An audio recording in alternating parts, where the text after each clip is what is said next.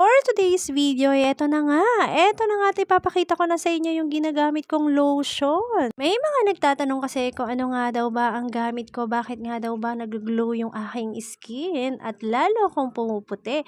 Eto lang naman ang sikreto ko, ang Dragonessa Negrita Gluta Papaya Lotion. Grabe ang ganda ng lotion na to for smoother, glowing, and whiter our skin. At hindi lang yan dahil nga ang lotion na to ay merong kojic acid, glutathione, alpha-arbutin, rosehip, at grapeseed. Nagustuhan ko nga dito sa lotion na to ay hindi nga siya yung buo-buo na kapag pinahid mo na at nilagay mo ay may buo pa rin. Pero dito grabe nga yung consistency niya at makikita mo naman talaga dito yung difference sa hindi nalagyan ng lotion at yung walang lotion. Yung Dragonessa Negrita lotion yung masyadong grabe. Premium ingredients lang naman yung isiksik ang isang 250 ml na bote. O diba?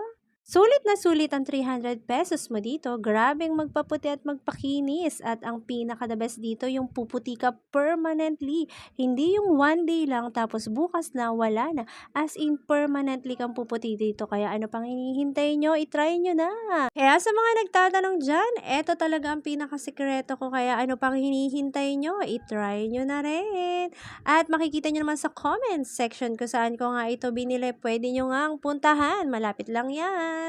Dahil naka-Dragonessa Negrita Gluta Papaya Lotion ako ay wala na nga akong pangambang lumabas sa bahay. Kahit nga sikat na sikat ang araw ay hindi nga ako natatakot dahil nga ang gamit ko ay may SPF 60 na.